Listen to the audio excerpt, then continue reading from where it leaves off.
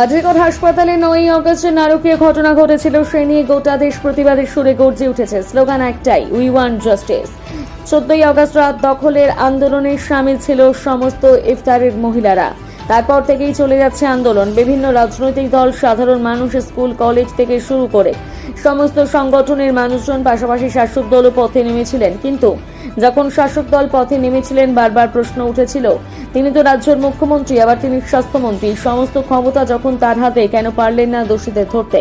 পরবর্তীতে হাইকোর্টের নির্দেশে তদন্তের ভার সিবিআই এর হাতে চলে যায়। তারপর প্রায় 10 দিন কেটে গেলেও এখনো পর্যন্ত কেন দোষীরা ধরা পড়ল না? সিবিআই তুমি জবাব দাও বলে স্লোগান তুলছেন তৃণমূল ছাত্র পরিষদের নেতৃত্বরা। তারা বলেন, আমরা দোষীদের ফাঁসি চাই। যখন রাজ্য প্রশাসনের হাতে ক্ষমতায় ছিল বিরোধীরা, তখন বলেছিল এক দাবি, মুখ্যমন্ত্রীর পদত্যাগ চাই। তারপর থেকে তৃণমূল ছাত্র পরিষদ পোস্ট করছে, এতদিন হয়ে গেল সিবিআই কেন কোনো কিছুর ব্যবস্থা নিতে পারছে না। আরজি করে যে এই ভয়ানক ঘটনাটি ঘটে গেছে, তার বিরুদ্ধে আজকে আমাদের এই অবস্থান বিক্ষোভ করা হয়েছে। এই অবস্থান বিক্ষোভ থেকে কি দাবি?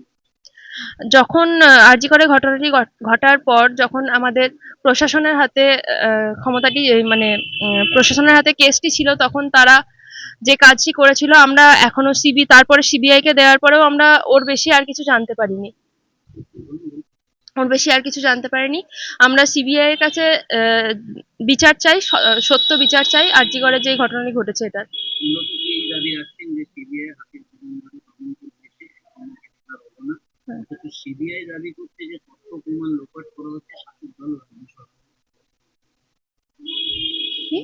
ধরা পড়লো না। আমাদের সর্বভারতীয় তৃণমূল কংগ্রেসের আমাদের মুখ্যমন্ত্রী, আমাদের অভিভাবক মাননীয় মমতা ব্যানার্জি বলেছিলেন 1 সপ্তাহের মধ্যে দোষীদের ধরতে হবে এবং তাদের যথাযোগ্য শাস্তি দিতে হবে। 1 সপ্তাহ তাদের সময় ছিল, তারা এখনো কোনো রকম কোনো রিপোর্ট দেয়নি। তার বিরুদ্ধেই আমাদের এই অবস্থান বিক্ষোভ। আমরা দোষীদের ফাঁসি চাইছি। পূর্বা দাস। হ্যাঁ, পরিচয় ইউনিট প্রেসিডেন্ট। আজকে এই আরজি করে যে ভয়াবহ ঘটনা ঘটে গেছে, তার বিরুদ্ধে আমরা এই প্রতিবাদ করছি। তাদের ফাঁসি লাগবে দোষীতে। বাস, এটা একটা ষড়যন্ত্র করে আমাদের জেলাকে, আমাদের রাজ্যকে, মমতা ব্যানার্জিকে একটা ষড়যন্ত্রের মধ্যে ফেলে দিয়েছে।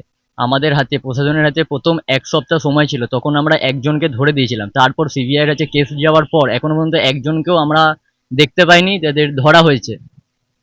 চাই আমাদের যে দোষীদের ফাঁসি লাগবে। আমাদের সিবিআই এতদিন ধরে যে কেসটিকে ফেলে রেখেছে, এখনো পর্যন্ত একজনকেও ধরা হলো না, এবং দোষীদেরকেও কোনো এখনো পর্যন্ত ধরা হচ্ছে না কেন, তার জবাব চাই আমাদের।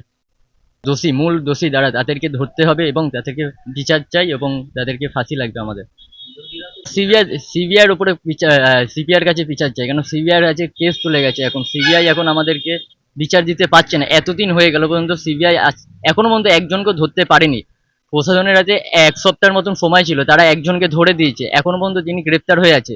তো এখনো পর্যন্ত সিবিআই একজনকেও পর্যন্ত ধরতে পারলো না, তারা একজনকে নিয়েই পড়ে আছে এখনো পর্যন্ত। কেন? এর দাবিতেই আমাদের বিচার চাই। জেলা, আমাদের রাজ্য, সব জায়গাতেই আজকে এই বিক্ষোভ চলছে, এখন চলবে এই বিক্ষোভ যতদিন না জেলা আমাদের এই বিচার পাচ্ছি, যতদিন এই বিক্ষোভ এখন চালিয়ে যাব আমরা।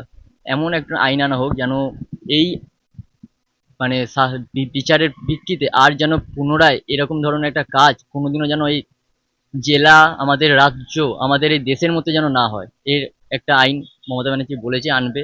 মমতা ব্যানার্জিও বলেছে, কালকে অভিষেক ব্যানার্জিও বলেছে আমাদের 28 তারিখ। আমার নাম স্বরূপ দে, আমি এই কলেজের সাধারণ সম্পাদক ইউনিটের।